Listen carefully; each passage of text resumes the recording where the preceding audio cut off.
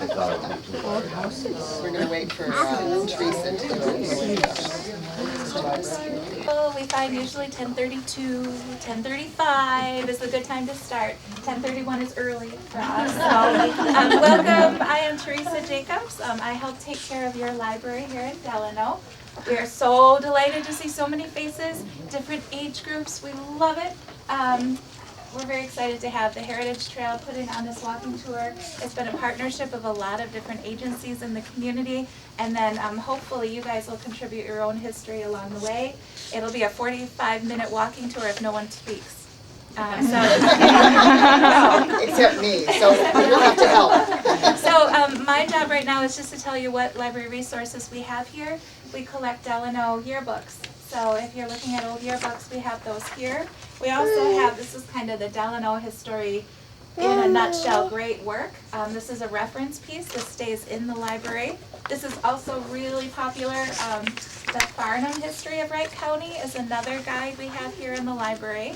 We have Bill Eppel's photographs here on the table. Probably not for this particular copy, will probably only be here for a couple more weeks, and then hopefully we'll have digitalized copies that we can use. We have the Delano Eagle from the 1800s up to the 2000s, all not in microfiche pane to work with, but in actual newspaper copies. And there's many more resources we have here. So if you have questions about Delano history, we're not going to always know the answer, but hopefully we can guide you to an access point.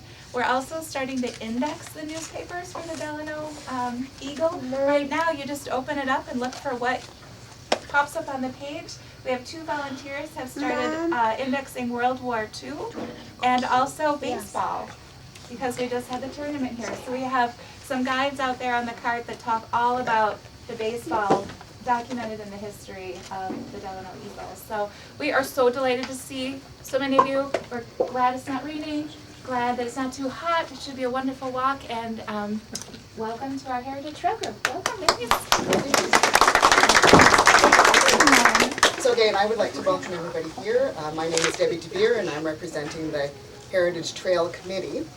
And that committee, as Teresa said, is a group of people that have come together, organizations, the Delano Area Council for Arts and Culture, the Historical Society, and the library has been part of it, as well as individual citizens that have all sorts of information and have done a lot of research to get more information.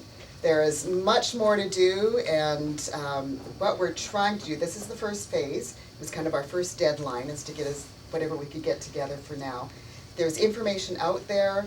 It's just very hard to access if you don't know who to talk to or where to find it. So our goal is to have it in a place that's accessible for the community. Ideally, I would like to get a website set up so that we have all the information. I mean, right now I'm just highlighting things, but we do have more information on different things. We've got a videographer here, so that if you have a story about one of the places, we want to keep the story short, otherwise this tour will be 3 hours long. But we do want to get that information as well. I want to thank Sir Helmick, who's helping me out today, and all of those other ones. I know Cheryl did a lot of work. Sue Ellis is a historian. I mean, she's the one we go to because she's got all sorts of research, and a lot of other people that they know who they are, so that's great. We're going to start, and I'm going to do a little, who likes the Big Bang Theory? Heard of it? Mommy. Well, at the beginning of it, they go through all of the history. Well, that's what I'm going to do, but maybe not quite as quickly. Mommy. So just a little bit of prehistory. So bear with me. I do have dates written down here, and I will be reading some things so I get the dates correct, because I don't remember any of those, but the stories are fun as well. So as everybody knows, 25,000 years ago, this was all covered by ice. And then about 10,000 years ago, the Mississippian culture was established. So these are people that didn't write down history. We don't know a lot about those people, but they had mounds. And their history is basically underground. There was at least 10,000 burial mounds in this area. Unfortunately, most of them have been destroyed as they were clearing land and farming. So we've lost a lot of that. By 1659 through the early 1700s, the French fur traders started exploring west of Lake Superior and came into this area. When the settlers came, this was held basically by the Sioux Dakota tribes. Later, the Ojibwe moved in from the east and kind of pushed the Sioux further west and south. But there was many battles between those two tribes. So in the 1772 and 73, along Elk River, there were huge wars over the hunting grounds. Then 1775, we had the American Revolution. In 1851, there was the treaties of the Traverse des Sioux and Mendota, and then the land of the original people was transferred to the United States. In 1953, Wright County was open to the settlers. 1958, Minnesota was admitted to the Union. In 1861, we had the American Civil War, and we'll refer back to that later. And then in 1861, there was a Sioux Indian War that killed over 1,000 of the settlers that were in this area. So some early history of Delano. In 1850, Edmund Brissett opened a trading post on Lake Pulaski. And it was only open for a couple of years. It wasn't all that significant. But a primitive road between Lake Calhoun and Harriet to Buffalo was established. Now, this was the big woods, so putting a road in was cutting down all these massive trees. So it was a major endeavor. And the road was not like what we have today. It was very, very primitive.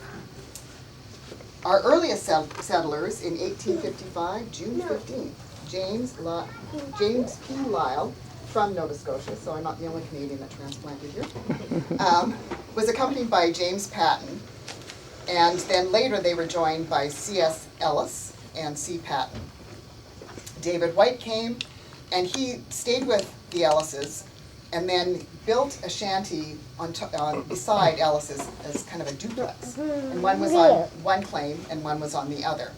And the reason that's important is because that became the first school. And Mr. Ellis was the first teacher, and he was paid by subscription. So those parents that had the kids in the school would pay him whatever. I don't know how much that would be, or whether it was just in work or produce or whatever.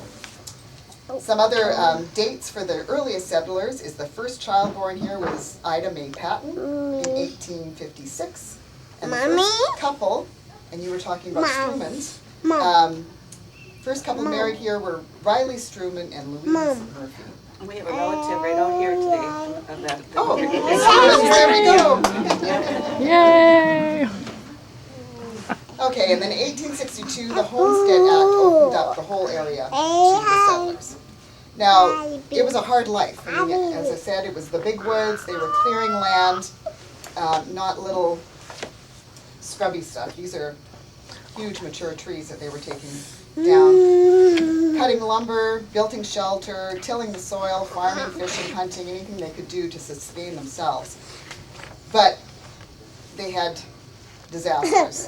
In 1856 and 7, there was a huge grasshopper plague that wiped the crops out. There was rain and hailstorms, drought, the Indian raids, sending settlers to stockades in Rockford, Greenwood, or Minneapolis. And during that time, then nobody was attending the crops. Again, in 1863, they fled, so farming did suffer in their absence.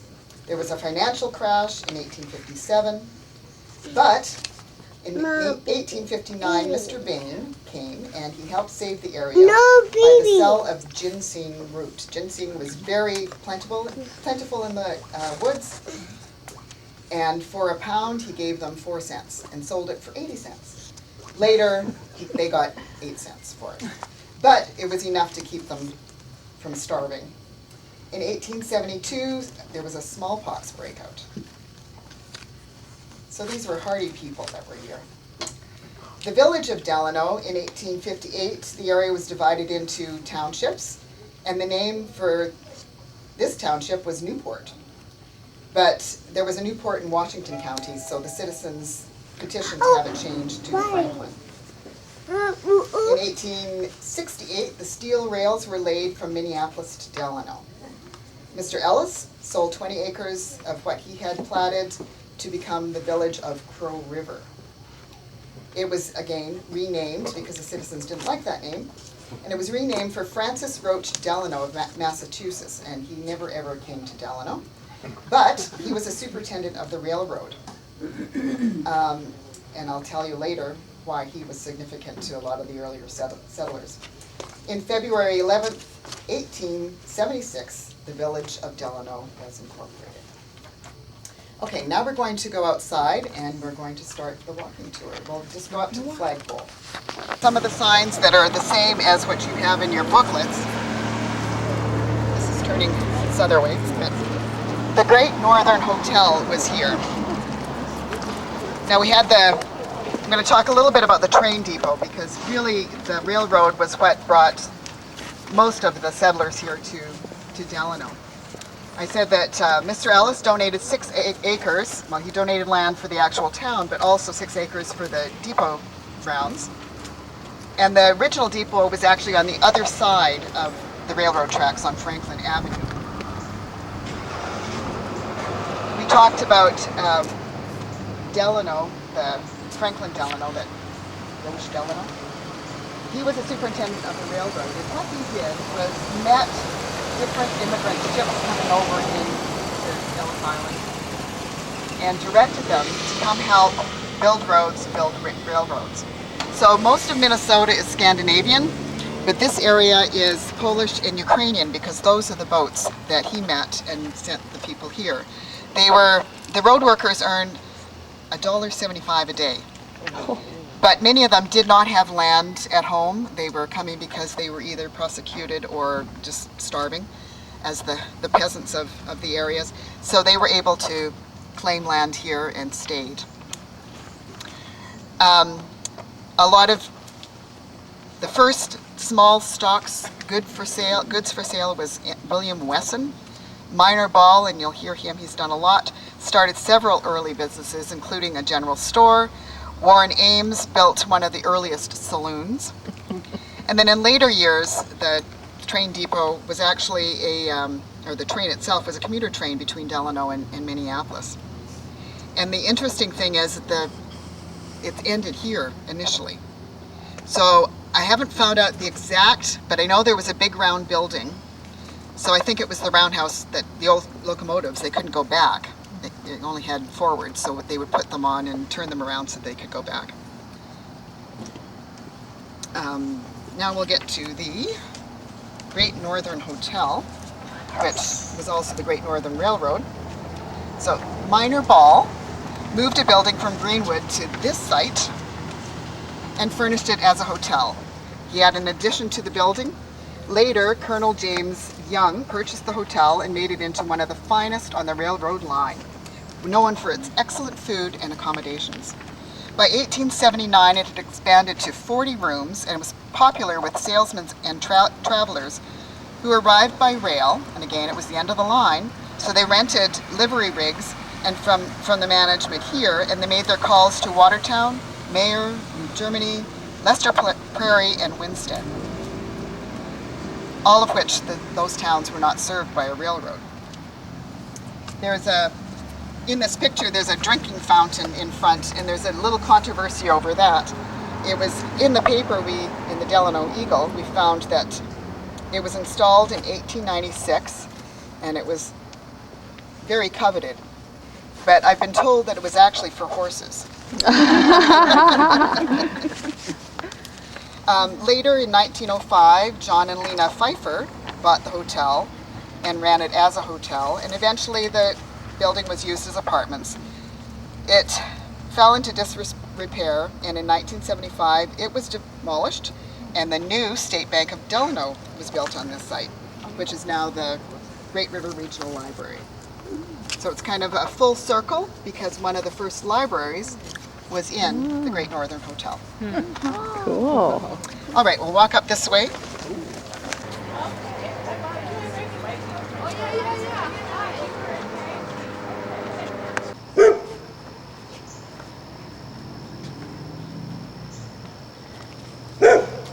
building was one of the original buildings on Railroad Avenue, and this was downtown Delano, this road here. So a lot of the older pictures that you'll see of parades and whatnot, it's not River Street, it's Railroad Avenue. So F.B. Nichols built this as a general store on this site, and he was the second postmaster of Delano. In 1873, he sold the business to Rao Brazy, and in 1880, C.M. Dittman of Farmington and C.G. Rosen of St. Paul searched all through Wright County and picked Delano to open the Wright County Bank. In 1888, the bank was considered to be prominent among the business institutions of Delano with their new and elegant quarters.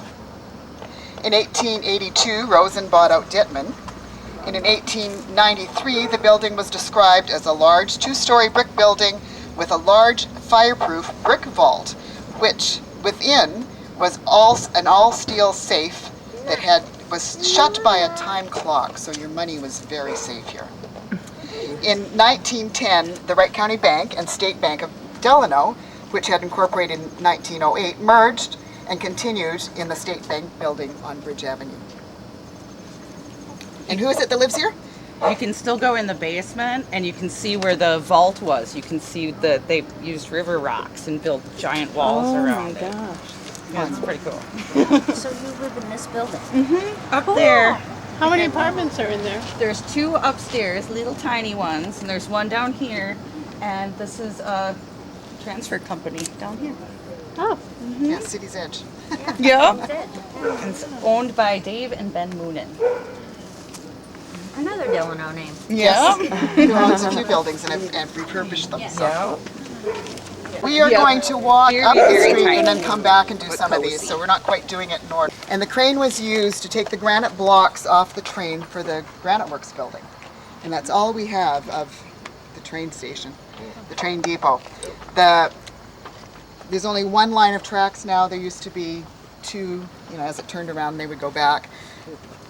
And I think we had 3 different buildings. One was on the Franklin side, the newer one was on this side of the tracks. So we'll come across. Down, actually. Yes.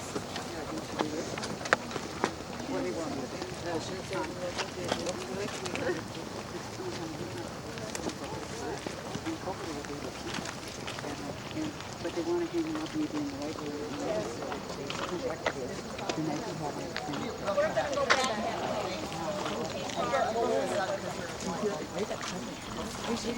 With this particular building here, in 1872, a weekly newspaper called the Big Woods Citizen was established by Daniel Fish and H.A. Ball.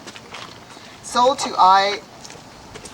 Gutzwiller, I think it is, Jr. and Frank Matchett, it became the Wright County Eagle, with the name of the company being the Eagle Publishing Company. Paper brought the only news of the state, the nation, and international events to the area. In 1881, the name was changed to the Delano Eagle, and the publishing company became the Eagle Printing Company. In 1883, the Eagle moved from a little frame building on 3rd to the first solid brick building on Railroad Avenue, made by the local Zebarth Bricks. And we'll talk about Zebarth a little bit later. Also specialized in railroad and commercial printing and book binding. So it wasn't just the newspaper, it was also printer. And of course they expanded as the printing company and the paper grew.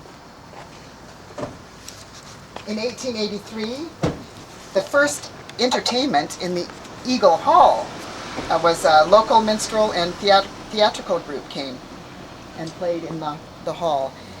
The business continued until it was sold in December 28th in 2004. When we came 20-some years ago, it was still the Delano Eagle. At their height, they did all the publishing for the entire Great Northern Railroad. Yes. The Eagle, that was their big There's a deal. drawing yeah. here if people want to come by and see. This is a pictorial. Here's 3rd Street and Rivers down here at the end. So this would sit right here, and you can see where the elevators were the tracks down the middle, because here's Franklin over here. So, and it shows tracks over there. I don't know, but There was sightings. They narrowed the right-of-way over the years. okay. So, anyway, gives you a little pictorial of what it looked like. Okay. I gotta see Sarah's. So we're going to continue up to Loving. There's not a good way to do this. Talking about how hard the life was here, and it was, but it wasn't all work and no play. As I just said, they had theatrical things in the Eagle Hall, and also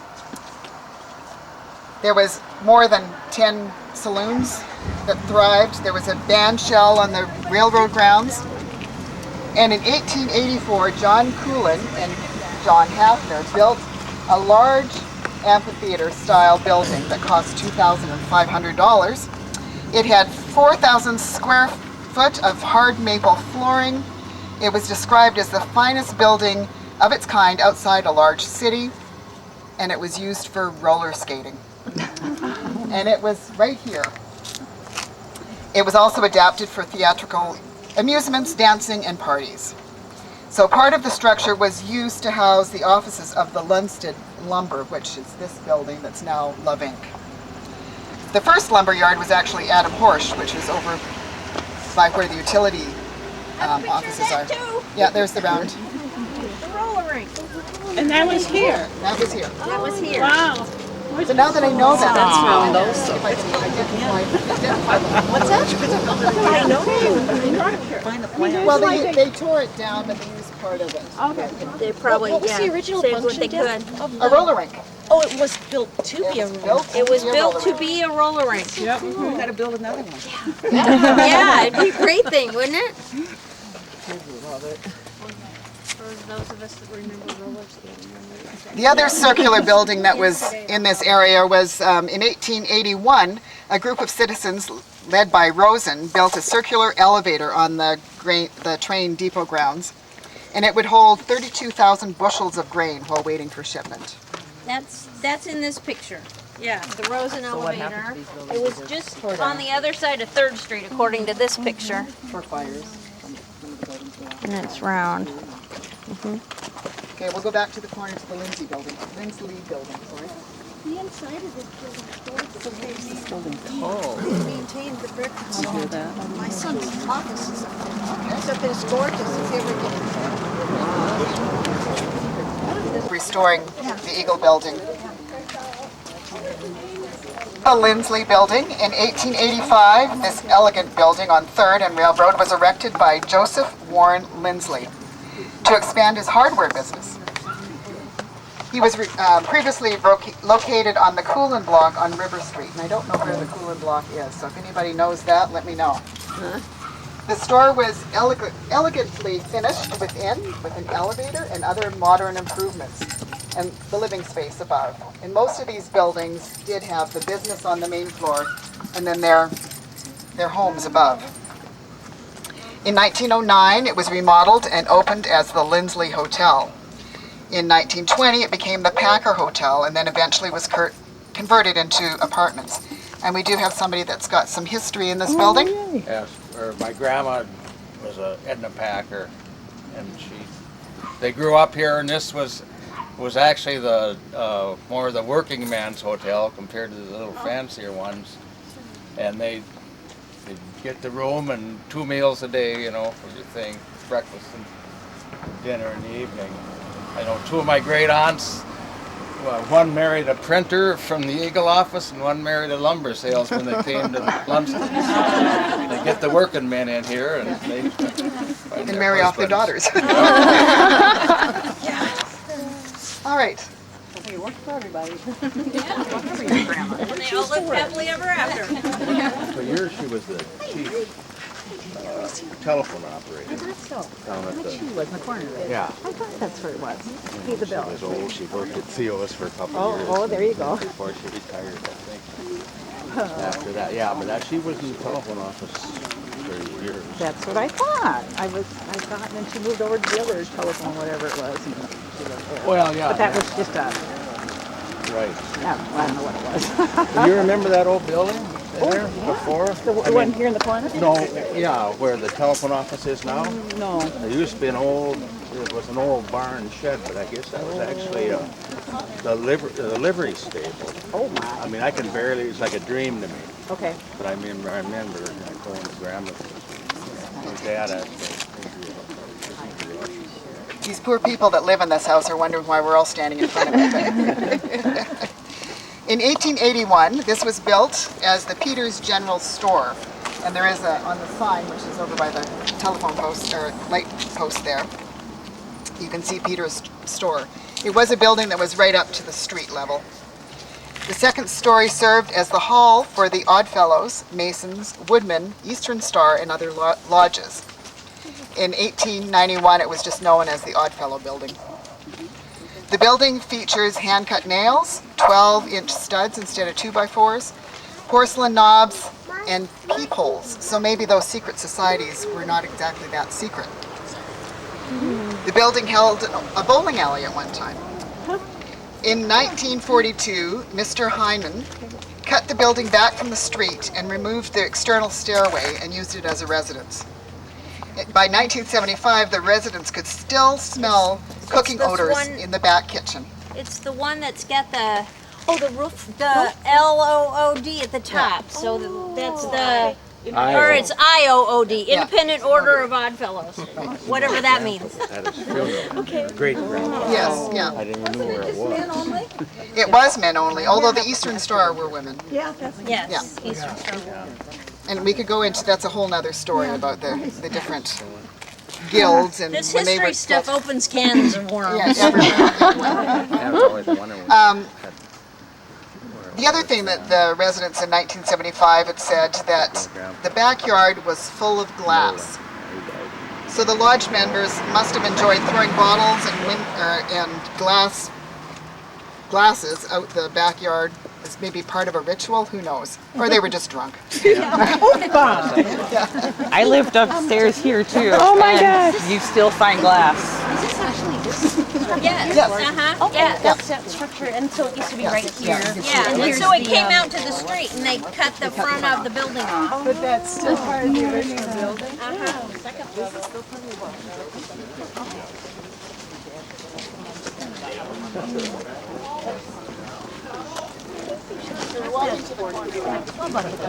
Make it. Yeah, it sounds fun.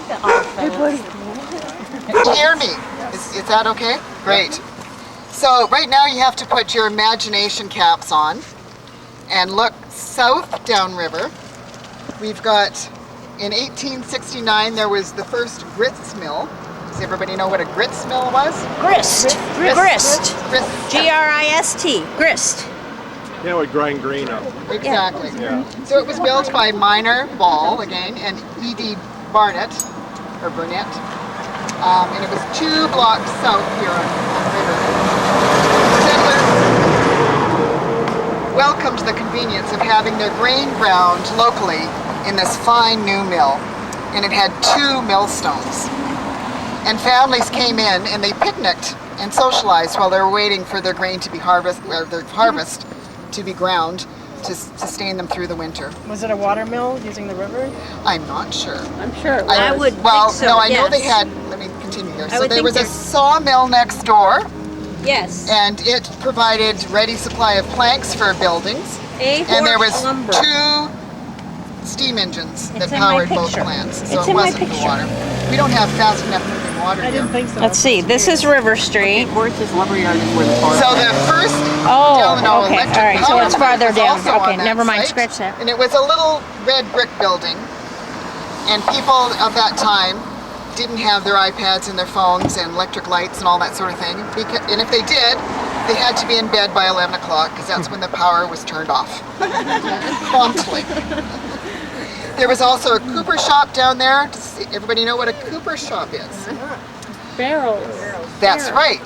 The cooper made barrels, and barrels were very important at that time for rainwater, salted meat, pickled foods, grain, and dry goods were all stored in barrels. And whiskey. Yes, Yeah. exactly. And whiskey. Yeah, priorities. Yeah, there were a lot of saloons in town. Also on the other side, there was the Gilmore Hotel and a livery service too for all those salesmen that came through. So Delano grew and more businesses came down River Street, and there was actually just as many buildings on the riverside as there was on this side at that time. And it looks like there's not enough room to have buildings. Well, number one, some of them were smaller, and number two, the river has changed. There was a big island called Eagle Island, and I saw an eagle go by just this morning when I was putting up signs that kids would swim to. That was in the middle of this river. When we had the floods in '65, they took that out so that the water would run down the river. But they went swimming. Yeah. So in this corner, and this might throw some people off, but the first Apple building was here, where the post office is. In 1869, brothers Valentine and Charles erected a building on the corner of Railroad and River. And it opened up as a general store and a saloon. In 1871, the Apple brothers dissolved their partnership, but Valentine continued to operate this establishment on the corner. Here's a picture of Eagle Island, I think. Isn't it in the middle of the river? It is. So you can see, let me get it oriented right. So the railroad tracks were here, so Eagle Island was right out there. So you can see. So as we go down river, again, this is a work in progress, so we don't have a lot of individual information about the buildings, but I do have what some of these buildings were, not necessarily the year they were in there or who started them. But we'll just kind of do that as we walk along.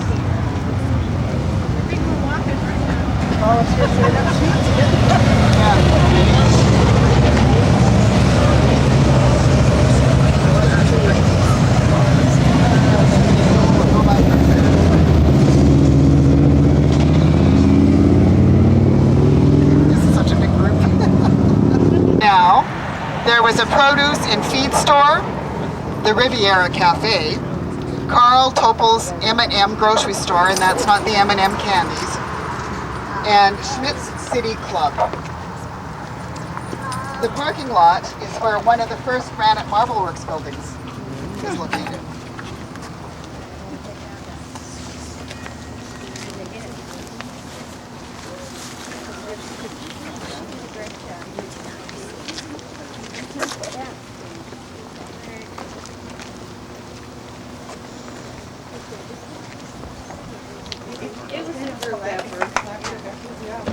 So 116 River Street North was the R.E. Rader and Company Hardware and Supply Store, Keplinger Food Market, Keplinger and Son Produce, a red and white store, and since 2003 it's been Total Living Commitment.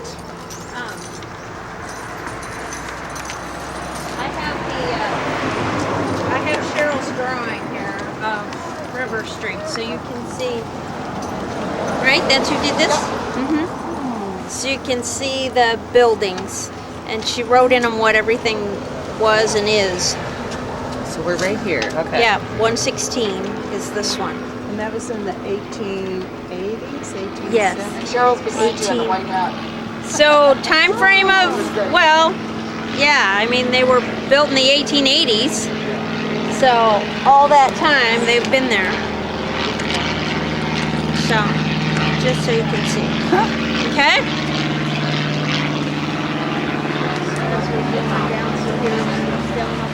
Used to be these things. So 120 River Street North was Peter Magda's jewelry store, Bartlett and Kiefer's Tavern, Phil Perkins' law office, and Delano Floral and Gifts.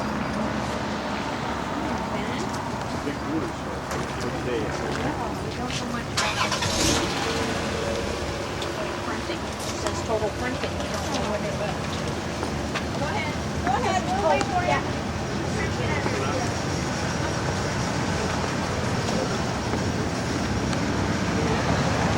Plenty. Okay, we're getting there. 128 River North was Cruel's Market in 1925, a feed and seed store, and the chiropractic office for a number of years now. That's Odessa granite on there. Yep, that's granite. Yep. And that's one of the types that Delano Granite Works was so known for.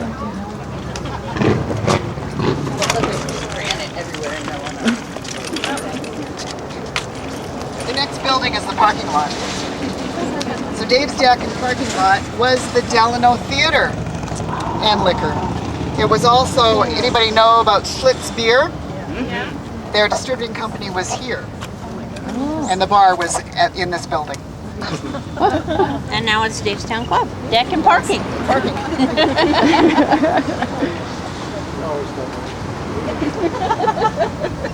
something about it that just felt so comfortable. There's so much information, we need extra hands here. So here is the Plattner building. In 1892, John E. Plattner opened a general store. He was quite the salesman, and he touted his fine goods and low prices. And he said, "I'm doing business with you because I have exactly what you want, and my prices are simply irresistible." In 1913, he sold out to William Picus, who operated the business until 1920. The upper floor was the dental office of Dr. Charles Parker.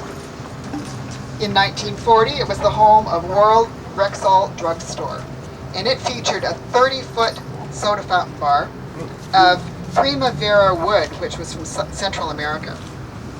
Later became Brown's Plumbing, and in 1987, home to Dave's Town Club. And as I said before, there was offices and living quarters on the upper level of most of these houses.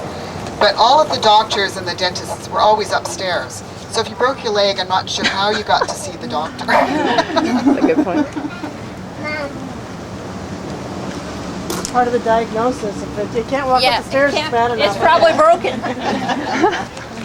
Okay, 144 River was J.L. Stein's Palace. It was a saloon and a pool room, Clem Yonex Amusements, Town Club Bowling Alley, and recently an art house. You can still see the bowling lanes if Yeah. you go in the very back of the building.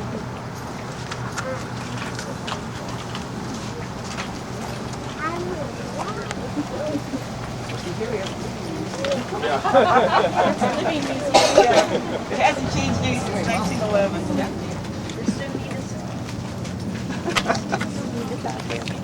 Can you still buy meat here? Oh, yeah. Oh, okay. Absolutely. Every day but Sunday. And it's amazing. Like, you should stop in before you leave. Yep.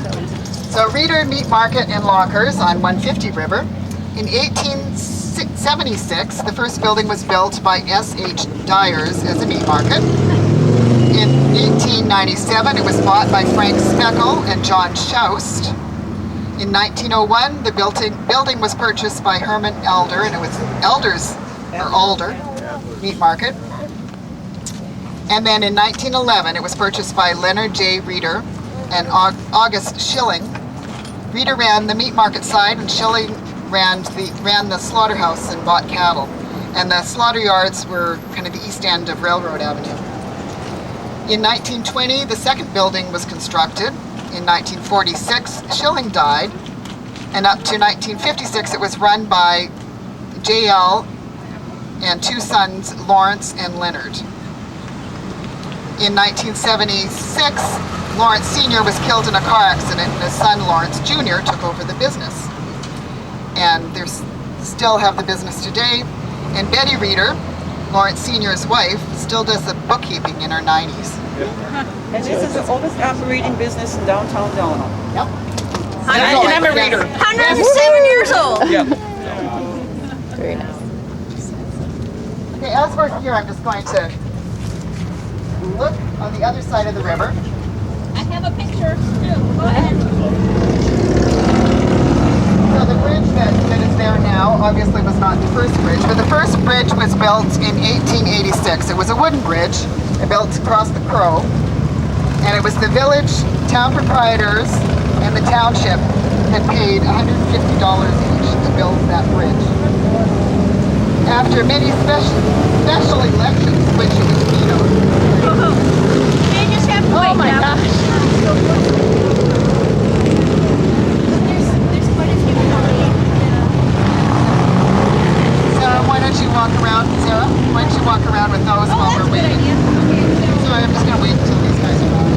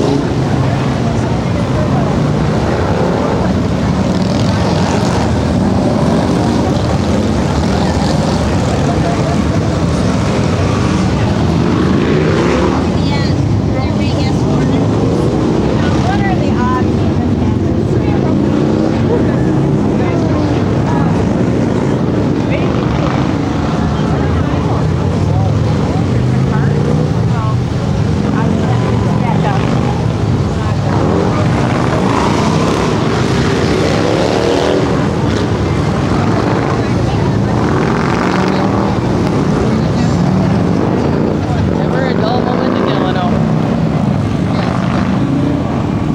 That's a fundraising motorcycle My ride. voice doesn't carry, so I knew I needed something. I mean, 10 people is Okay. one thing, Where were but Yep. after many special elections that they wanted to build a new bridge and it was vetoed. I think there was about 4 of them before it finally passed in 1889 and an iron bridge was built.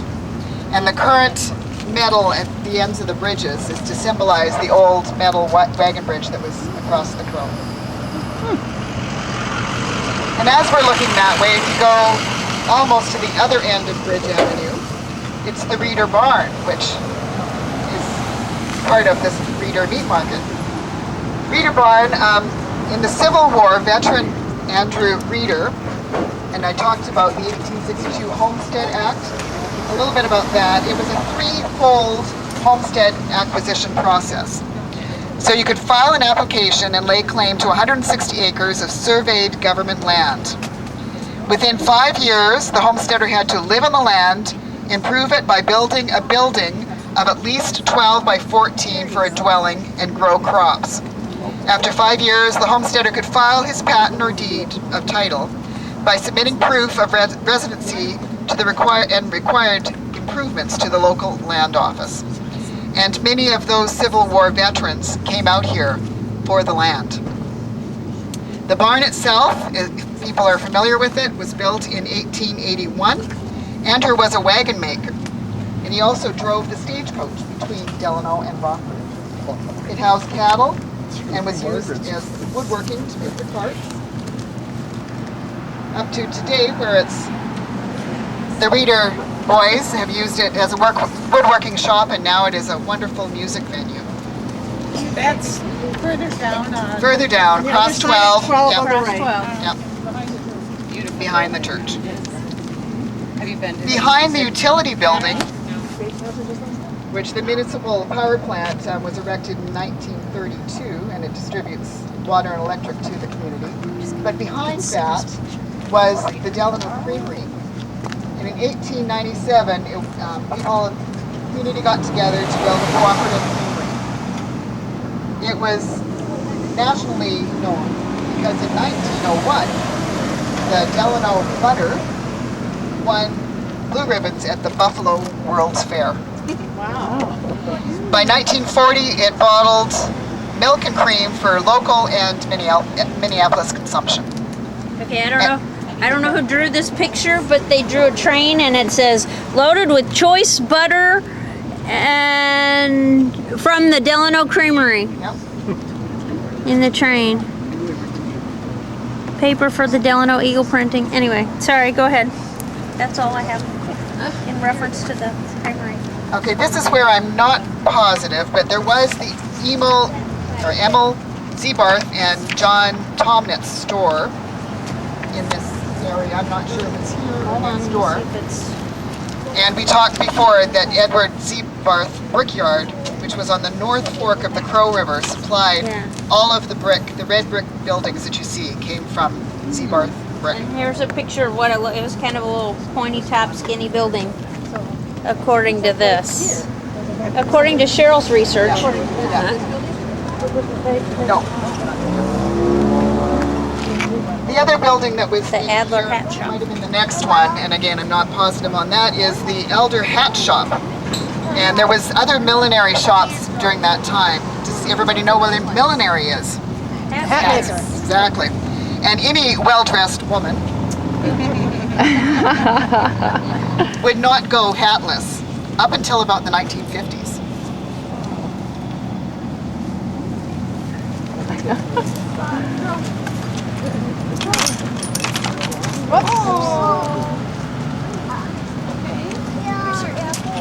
The rotten one. He was just trying to throw Oh, he was.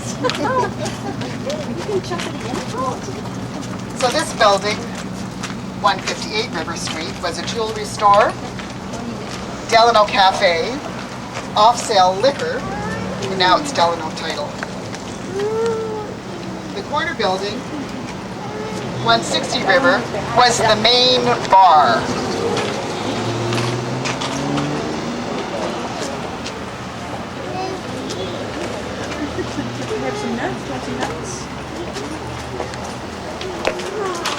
Something I don't have the facts on exactly right, but it was referred to as the zoo. And I know when the city took over liquor sales, the zoo and bar moved down by the city hall, which was across from where the city hall is now. Well, it was a municipal from the late 50s. It was? Okay. Good to know. Okay, be careful as we cross this corner. When we first moved here, I saw that there was a zoo, and I'm going, oh, yeah, I'm trying to find the zoo for the kids, and then I realized it was a bar. Not the one you'd want to take No.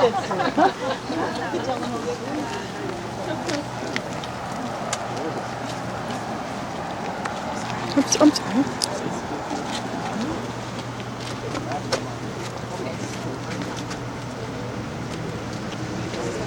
Came in the front door while just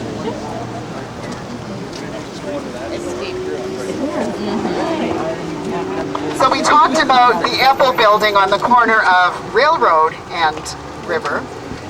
But in 1871, Charles Apple moved his family home to Bridge and River.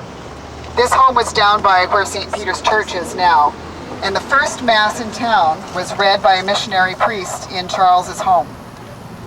When he moved it here, he started another mercantile store featuring dry goods, groceries, and a saloon. Addition was added and it became a harness shop. His son Leo opened a restaurant in the back of the saloon.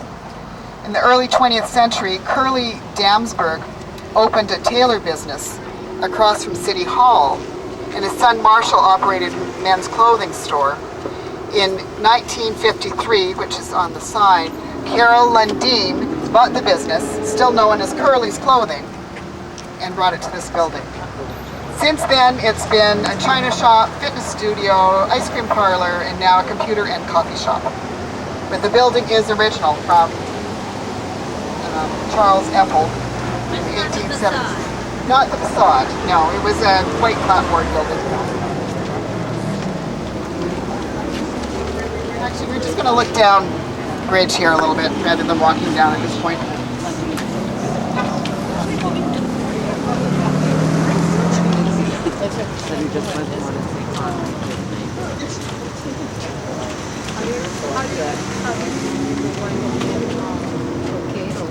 We got out about that one. So if you look across the street at the white enameled brick front building, it's now the McLean Law Office. It was built in 1908 with the enamel brick front, Italian marble, quarter sawed oak features, oxidized copper grillwork, and a massive Victor safe, which made losses by burglary impossible. It was the Delano State Bank. In 1910, the State Bank consolidated with the Wright County Bank that we saw on Railroad. In 1975, the bank moved to the new building on Railroad, which is now the library. In 2002, it moved to the new building on 12. Since then, this building in 1988 was Flowers by Steve, or Steve, I'm not positive. Stevie, there we go, thank you. Bridge Floral in the 2000s. And then the building next door that's now Eagle Eye Escape was the offices for McLean Law, and it was 3 generations in that building, but moved into the bank building in 2019. Currently, that building has the safest restroom in town because the restrooms are where the vault was. Okay, we're going to go back around this one. I saw that trivia question. I was wondering, when are we going to get the answer to that? I'll answer them all before the end.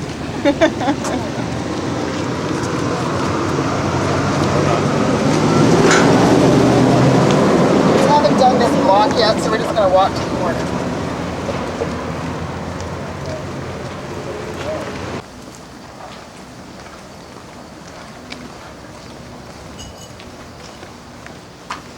To do. If anybody would like to help, we'd love help. All these buildings need to be researched that are along here. This Schaefer building is here, was built in 1887. The brick building was built as a general merchandise store by J.P. Schaefer. Originally it had a front porch and a balcony. In 1915, son Frankie took over. In 1926, J.C.N. Peterson Mercantile Company moved in. In 1846, I think that was 1946, I'm sorry, the Red and White store by Marvin Schmidt opened here. Then it became Bob's Red and White Grocery, Mike's Corner Market, Western Saddle Shop, and now Wright Fitness. So we're just going to look across the street rather than crossing. And this was the Granite Works yards and offices. In 1917, Bert Gilmer at age 23, founded a monument shop with 1 worker, half a dozen chisels, a few granite blocks, and an idea of his own. He owned his own quarries, and by 1927, the plant on the east side of the river was built. In 1944, it was recognized as the world's largest granite memorial retailer. In 1956, Don Gilmer took over the business. In 1964, structural granite was used for construction purposes, and there's many buildings downtown that have Delano granite on it, or Gilmer granite. During that time, it was the largest employer in Delano. In 1972, it was acquired by Rembrandt Enterprises, Incorporated, and in 1984, the business closed. And just another little bit of trivia, the pillars from the Great Northern Station in Minneapolis, train station, were brought here to these grounds 40 years ago to use the granite for something, but it never happened. And they are now part of the Flood of '65 sculpture on 12 in the Sculpture Park. And I love the billboard signs, slogans that were used for the Granite Works. It's drive carefully, we can wait.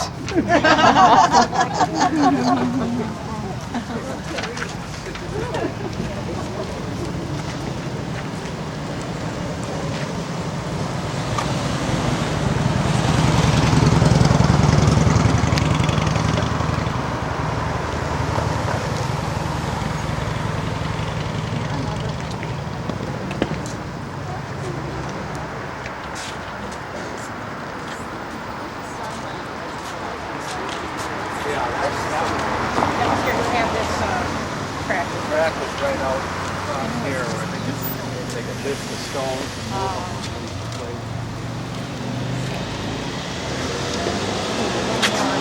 This is east side of it.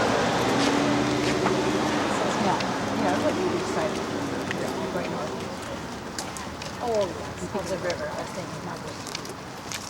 Good job for you getting in on that.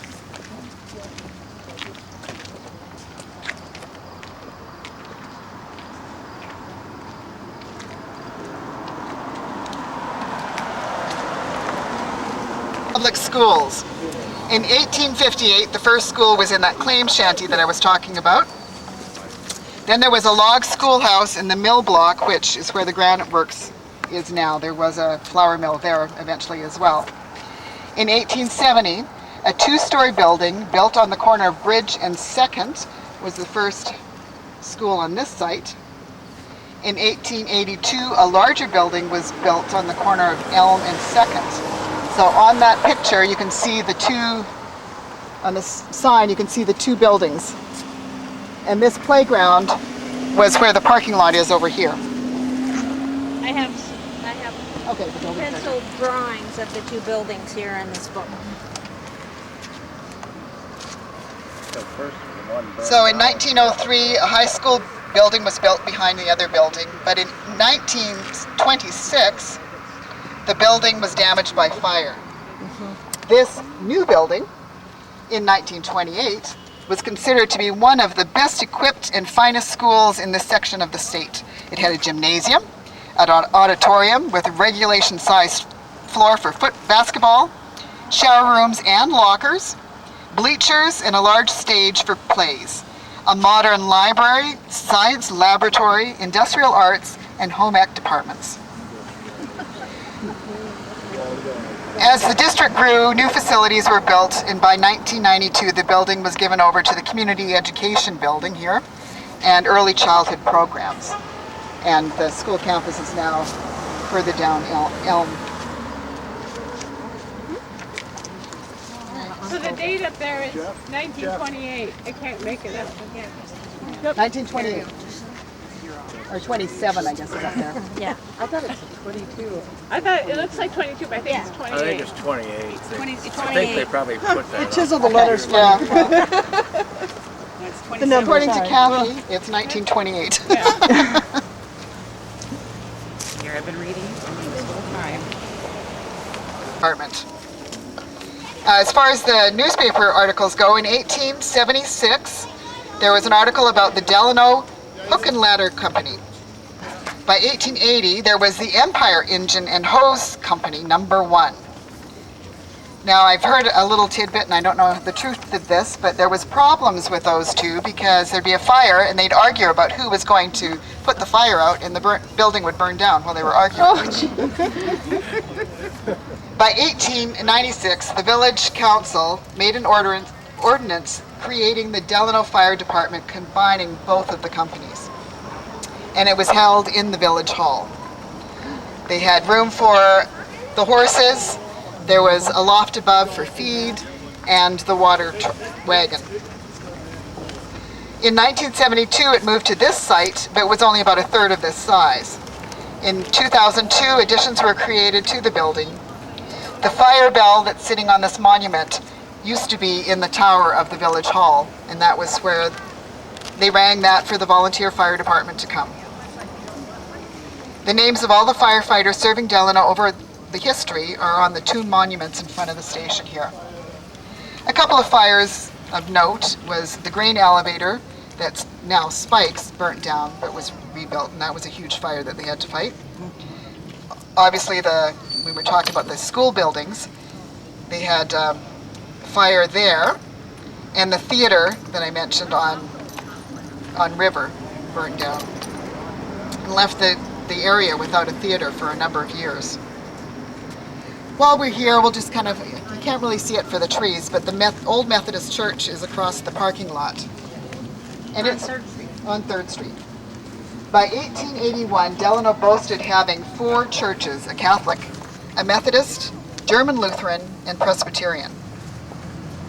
In 1869, the first Methodist service was held in the Powers Hotel. By 1879, the Methodist Society was formed, and services... Is there a fire? Services were conducted at the Lucas Hall, and then in 1874, the church building was erected on 3rd. The church was used to house classes from the public school following the fires of both 1884 and 1926.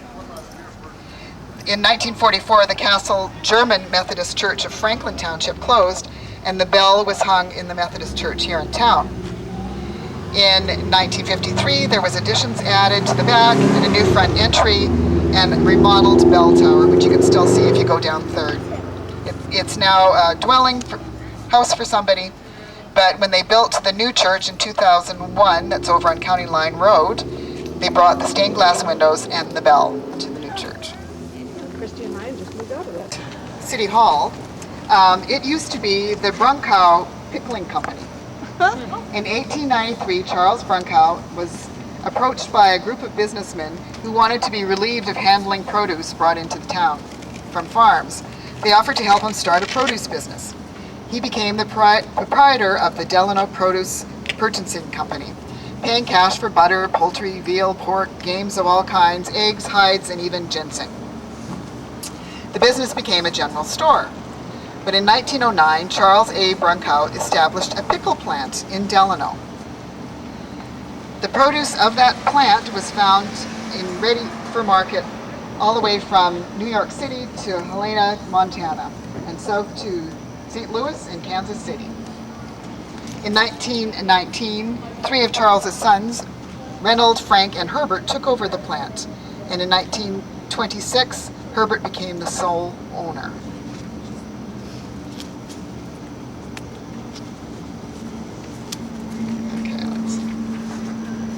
And just open, they also had the police department in here, and there was a jail. And this archway that's here was actually the garage for the police cars. They could put, by the 50s, they could have 2 cars end to end through that door there. There was another entrance that went straight up the stairs to the hall. Across the street, when did that become the bar? That was over here. Oh, that was over there? Yeah. In 1905, a handsome brick block building was erected on Bridge by Olaf Peterson and Louis and Henry Bach. The building was actually built in 8 months. By 1909, Kelly and Murray Company General Merchandising was in 125, which is the that end, and 127. They had a large stock of dry goods, groceries, ladies and gents clothing, furnishing, crockery, and glassware. The store had elegant fixtures and electric lights. Over the years, the building has been home to apartments above, a Cornet cinema, food store. In 1980, Ed's son Jerome and his wife Marie owned the store until 2005. In 1998, the Coast to Coast chain was bought out by True Value. And another interesting thing in 1998 is that the Bridge Avenue building and the upstairs apartments became part of a movie called The Simple Plan, or A Simple Plan, with Bill Paxton, Billy Bob Thornton, and Bridget Fonda. By 2005, Chris Johnson bought the True Value hardware store and moved the business to Highway 12. It was empty for a while, but now we have the Refoundry in the first building and soon to open the Jerome. And Dale Gronke, the mayor of town, has basically single-handedly refurbished this entire building. With his wife, Lynn. With his wife, Lynn. That's true. Not single-handedly. And they did a beautiful job too. Yes, that is. Fantastic. It was supposed to be a quick refurbishing, and it's been, what, 8 years, I think, or something? 7? Yeah. 7 years. In 1887, a special election was decided, and the village and the people, the community, decided to spend $3,500 for a village hall. Again, the brick was purchased by Z-Bar Bricks. In 1888, the 4th of July dance. 1888, the 4th of July dance was held in this building, and it wasn't even finished. By September of that year, there was a huge celebration of the village on the completion of this village hall. So these front doors were actually the fire doors for the fire station. Again, the horses and the carts would be put into this part. There was a loft above. The city offices were behind that. And then upstairs has always been a hall for various dances, weddings that lasted 3 days. People would go do their chores, come back and dance the next night. There was a place for meetings, church dinners, school graduations, basketball games before they built that lovely building across for the school that had a regulation basketball court, and even funerals. In 1890, a stage was built for performances. In 1896, the tower was built for that fire bell that's now in front of the fire station. In 1940, a library was incorporated into the city offices. In 1974, the fire department moved to the building where it is now, and the public library is expanded into the space, renovated by the General Federated Women's Club. In 1883, the city offices moved diagonally across to a building, and that's where the zoo was as well. And it was the Leader Car Sales building. And in 2004, it became the home of the Franklin Township Area Heritage Center that holds a lot of our artifacts, history of Delano. The interesting little tidbit about this is behind this building was a 2-story outhouse. I'm not sure how that worked. I hope they had 2 pipes. But the women could go, dances upstairs, the women would go upstairs, the men had to go downstairs to use it. And it was taken down, there was a fire at the back of the building. They lost a lot of city records at that time. I'm not sure the year of that, but that's when they took down the outhouse and put washrooms upstairs. So that is the end of the tour.